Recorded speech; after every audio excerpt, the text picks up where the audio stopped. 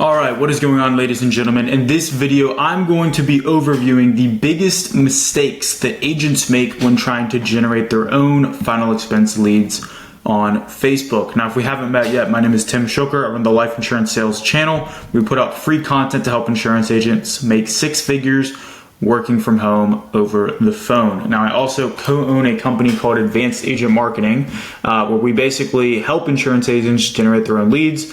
And over the last 3 years or so, I've literally helped hundreds of agents start their own campaigns, run their own ads. I've spent hundreds of thousands of dollars on Facebook myself, so I know a thing or two about how to generate leads and how to do it specifically for the life insurance industry. So what I'm going to be talking about here is 5 huge mistakes that I see people make all the time that kneecap them and cause them to not see as much success when trying to generate their own leads, right? And ultimately, if you are able to figure this out, if you are able to generate your own leads, it looks like massively higher profits, a much better business, and much more control over your lead flow, which ultimately will make you more money and give you more peace of mind. So without any further ado, let's dive into it, starting with the first mistake that I see people make, which is that they simply don't pay enough attention to the ad creative, right? Now, Facebook is a very visual platform. If you think about, the last time that you went through Facebook or went through and scrolled on Instagram, it's not like it's all about the images and the videos and the things that you see, right? So your ad, when you run it on Facebook, is competing with all of those other things, right? You're competing against a news article with a bullet flying past a former president's head, and then the headline says, assassination attempt on Trump, right? Your ad is in the same place as that, right? And so in order to stand out and get people to pay attention to your ad, click on your ad, become a lead so that you even have a chance to sell them, you have to pay attention to your ad creative, and you have to be really a master at capturing attention and converting it into a lead, right? Which takes a lot of knowledge about your market and understanding what their needs are and what their pain points are, right? So what I see a lot of people do is they'll go and watch a YouTube video like this, for example. There's one YouTube video in particular that's out there where the guy that makes the video just gives you a picture of a casket that just says seniors at the top. It's like a casket, and then up top it's like a red background and just says seniors, right? Now, I think everybody and their mom has run that ad at this point. And so if you're just literally running a photo of a casket that says seniors, you're not calling out any pain. You're not really speaking to a specific market. You're not speaking to their fears, their pains, their hopes, dreams, desires, which is ultimately what causes people to act and causes people to fill out a form, is when you tell them that you're going to help them not have something happen that they don't want to happen, or you show them how you can help them achieve something that they want, right? And these garbage ads that people run, they'll spend $20 on that ad and then they wonder why they didn't get any leads, and they're like, oh, Facebook doesn't work, right? But the key is, the problem is, if you want to see success on Facebook, you have to focus on the ad creative, and you have to spend time really getting this down and getting it right. And most of the work for ad creatives really comes in the research and the understanding of your ideal avatar, which is just the person that you're actually going to be marketing to, like the customer you're going to be selling to, right? So understanding, who are they?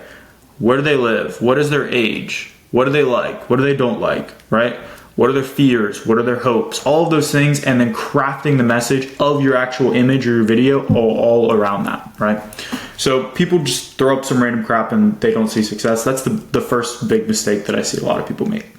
The second one is, once they get, maybe they'll launch a campaign and they'll test 2 ads, 3 ads, whatever, and then they'll just run that for months and months on end, and their lead cost slowly starts to creep up and they wonder why, right?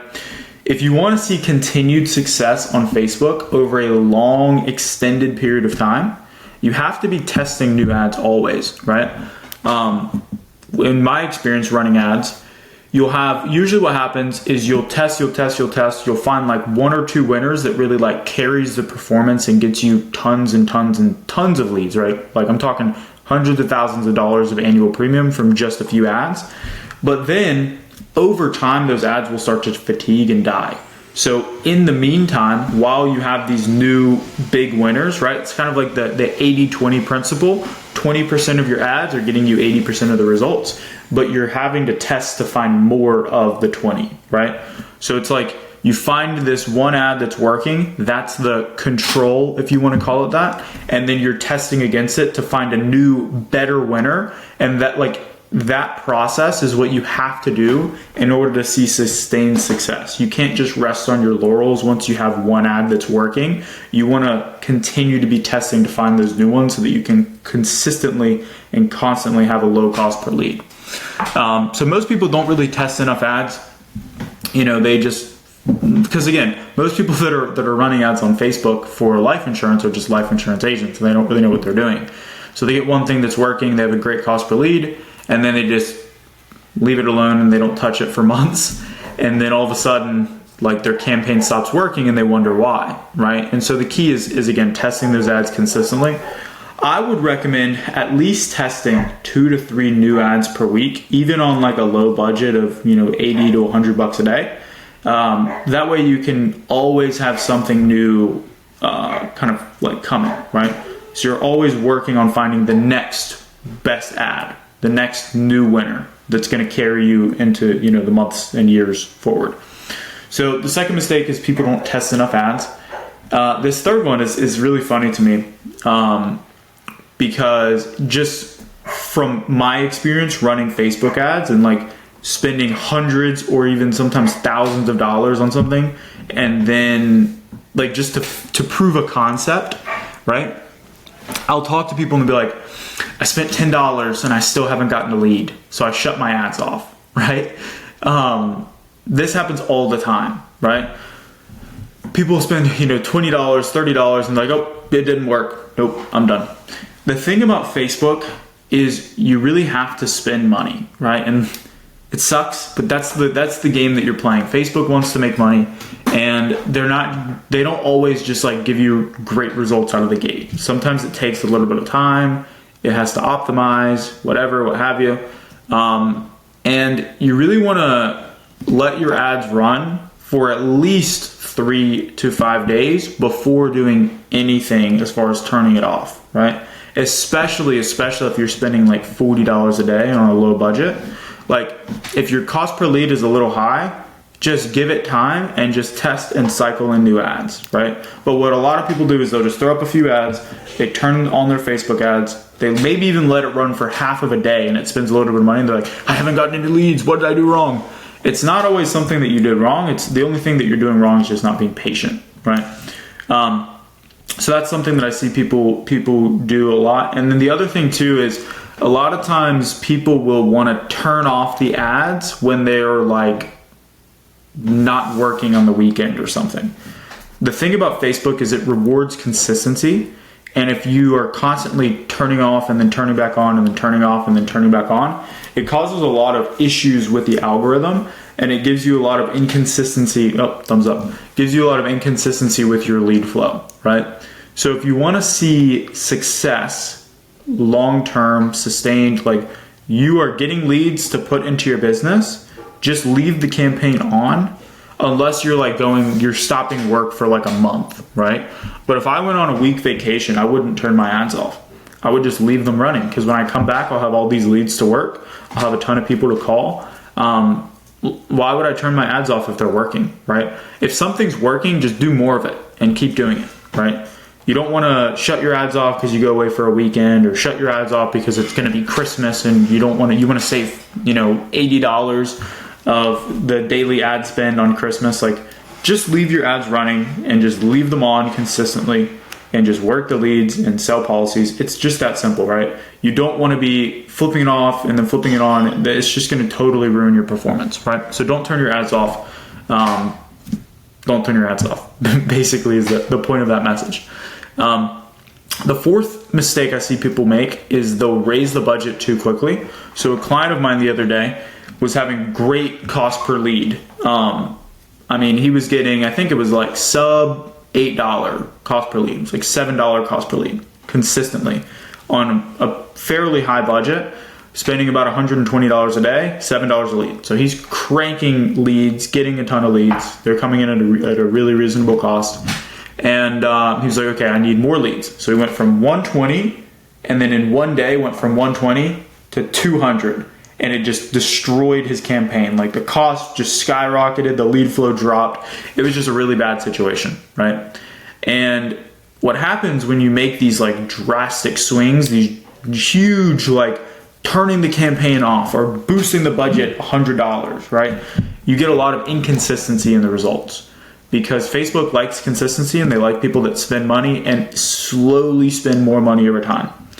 But if I'm going, it would be like, for example, if I'm buying something at the store, right? And every day I go into, let's just say I go to a restaurant. Every day I go into a restaurant and I buy one meal, right? Or let's say I have a family of 4.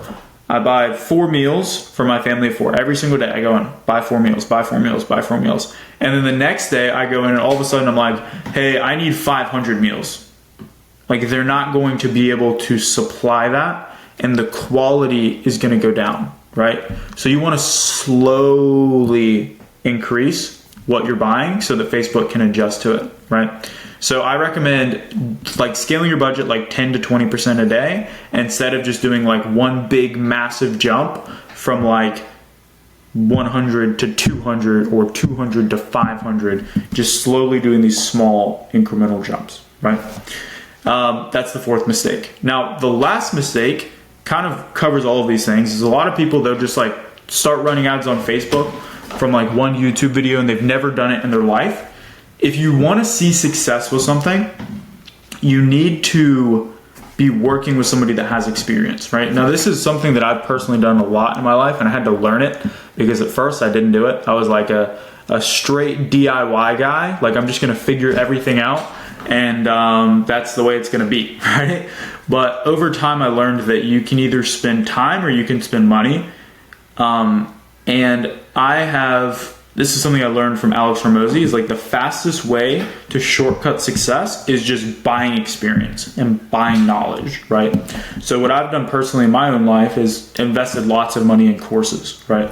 Over the last 2 years, I've spent over 6 figures on courses and programs. That's no exaggeration, I promise you. And that has allowed me to improve my success and improve my skill set in different areas of my life. Now, if you're trying to learn how to do Facebook ads, particularly for final expense, just find somebody that knows how to do it, copy their formula, and then just use it, and then now you have that skill, right? So that brings me into my next point here, which is if you want to have us help you with Facebook ads, right? We literally set everything up for all of our clients with proven ads that we've already used ourselves and know work. Proven ads, set them up inside of our client's account and then run the ads for them so that you can only just focus on selling, right?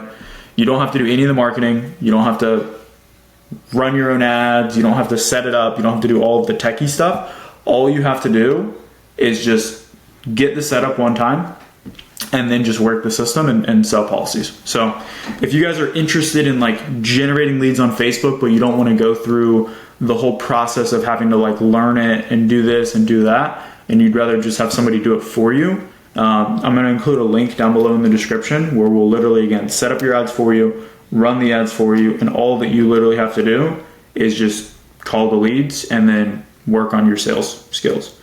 I'll include a link down below in the description if you guys are interested in that. And with that being said, if you guys got value from this video, leave a like, hit the subscribe button, and let me know in the comments down below what are some mistakes that you guys maybe have made, or what are your questions about running ads on Facebook. You guys take care, and I'll see you soon.